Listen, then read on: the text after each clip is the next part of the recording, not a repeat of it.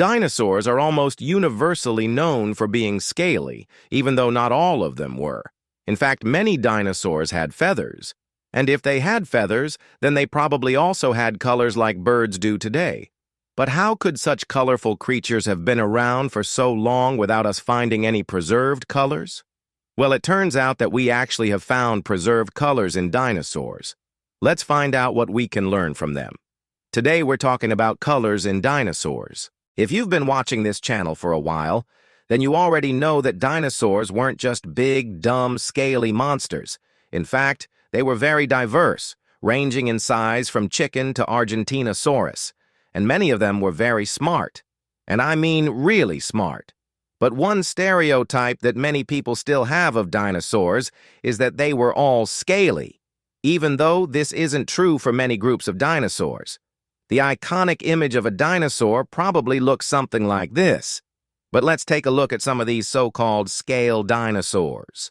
First up is Triceratops. Many paleontologists believe that these guys were actually feathered dinosaurs, but if they were, no one has ever found any preserved feathers with their skeletons. This means that they would have been more bird-like than this, which might make you wonder why Triceratops had horns and frills. Did they need those if they had feathers? Well, scientists think that they did. After all, what are feathers if not modified scales? So maybe the horns and frills were simply another kind of modified scale. In fact, the frills might have actually been brightly colored, fleshy structures kind of like today's birds. That's because the bone underneath the frill has extra grooves that could have housed blood vessels and nerves. This means that the frill might have been used to display colors similar to the way that humans use tattoos and piercings as a form of self-expression. Since both males and females had these bony crests, it's likely that they were used in rituals, mating displays, or other social functions. But remember that these two holes for the eye sockets are huge compared to the skull itself, meaning that they may have also served as protection for a Triceratops's eyes. Maybe when a rival was charging towards you with its horns out, you could hide behind your giant frilly hood like a turtle. Speaking of turtles, even though turtles aren't dinosaurs, they also have evolved from archosaurs, the same group that includes crocodiles and dinosaurs. And turtles have shells made of modified scales. It seems that having a shell made of armor scales was an effective strategy since turtles have been around for over 200 million years. But one problem with having a hard shell is that it makes it difficult to move around. Some of the earliest known turtles could retract their heads and limbs into their shells, but most of them couldn't. A shell is only good if you can get away fast enough to actually use it. And this is where feathers come in. While we don't have any evidence of feathered turtles, we do have evidence that dinosaurs were feathered, which means that they probably needed a different way to protect themselves from predators. Some dinosaurs, like Ankylosaurus, had armor embedded in their skin instead of feathers.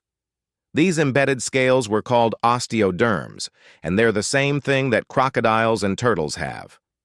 Even though Ankylosaurus lived during the late Cretaceous period, 70 million years ago, fossil evidence suggests that armored dinosaurs like Borealopelta markmicheli had feathers too. And even though they were called the dinosaur with a lizard tail, it probably had a bunch of feathers on it. The discovery of these fossils shows that many dinosaurs probably had feathers much earlier in Earth's history than we thought. And speaking of feathers, the discovery of a feathered dinosaur in China was one of the first pieces of evidence that dinosaurs were feathered at all. This particular dinosaur was named Sinosauropteryx, and when it was discovered in 1996, it shocked the scientific community. At the time, everyone assumed that dinosaurs were scaly reptiles, but this new dinosaur clearly had feathers. When the rock that the fossil was found in eroded, the scientist who discovered it saw a distinct impression in the shape of a feather. Could this be the first feathered dinosaur? They took X-rays of the fossil, and it appeared to be hollow, just like modern bird feathers. And when they examined the tail, they found a cluster of long, thin, feather-like structures. These features made it clear that Sinosauropteryx was the first early feathered dinosaur that scientists had found. However, paleontologists now think that it didn't actually have feathers. That's because the structures found at the end of the tail are actually broken and misidentified vertebrae. But the impression left by the rock does match the shape of feathers. So why doesn't this look like a bird's tail? Well, it's because Sinosauropteryx was actually more closely related to Velociraptor than Archaeopteryx. That means that it was more closely related to theropods than to birds. Theropods are a group that includes birds, but they're also the group that includes T-Rex and Velociraptor. So now we know that dinosaurs had feathers. But did they have colors? Well, yes, they did. We have evidence of this because not all feathers are created equal. There are several types of feathers. Down feathers are soft, fluffy feathers used for warmth. Contour feathers are longer and stiffer, and they create the streamlined shape that we associate with birds. Some dinosaurs likely had down feathers to keep warm, but did they have contour feathers? Well, paleontologists think that the answer is yes, and they have the fossil evidence to back it up. This fossil of a feathered dinosaur was discovered in Canada. At first glance, it looks like a regular old dinosaur fossil, but look closer. You see that strange texture near the tip of the tail? That's actually the imprint of a feather. The person who discovered it carefully brushed off the rock to reveal the shape of the feather. What's interesting about this feather is that it's not a down feather, it's a contour feather, which means that this dinosaur likely had the ability to preen its feathers. Contour feathers wouldn't have grown out of nothing. Instead, they would have grown out of existing feathers, and these feathers would have been molted every year or two. Molting is the process of shedding old feathers and growing new ones. Birds preen their feathers with oils from their uropygial gland to help clean them, soften them, and make them easier to molt. This means that dinosaurs probably had contour feathers, and therefore they probably looked more like birds than we think. But wait, we still haven't answered the question of whether or not dinosaurs had colors. Well, feathers aren't the only part of dinosaurs that retain color. Sometimes we find fossils of dinosaurs that have preserved skin impressions. This is exactly what it sounds like. It's an impression of the skin left behind after the rest of the body decays. Sometimes this tissue is so well preserved that it has the pigment still inside. And this is how we can tell what color some dinosaurs were. For example, we have a fossil of a relative of Ankylosaurus called Borealopelta, Mark Michelli. Remember that Ankylosaurus had osteoderms embedded in its skin, and this relative of Ankylosaurus also had these osteoderms. But it had feathers too.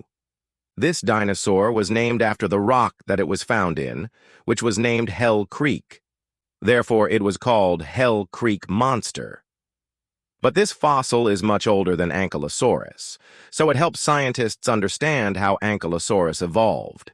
But what's amazing about this fossil is that the skin impressions are so well preserved that we can actually see the colors of the scales. Scientists used a type of electron microscopy to determine the chemical composition of the skin.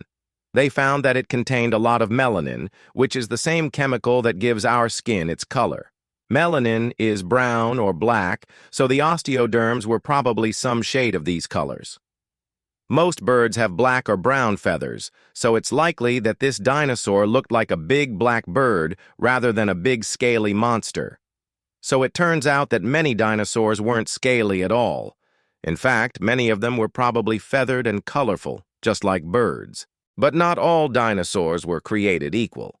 Some of them were huge, like Argentinosaurus, which was one of the largest land animals that ever lived, and some were tiny, like Ankylosaurus, which was the size of a chicken, and feathers might not have helped much against a predator like T-Rex. So dinosaurs evolved all sorts of different strategies to survive, like armor, spikes, and horns. But one thing that they definitely didn't have was fur. That's because fur is a mammalian adaptation, and mammals are a completely different class of animal. So no matter what, dinosaurs will always be reptiles, no matter how feathered they were. Thank you to my supporters for making videos like this possible, and thank you all for watching. Leave a like if you learned something new and stay tuned for more. See ya.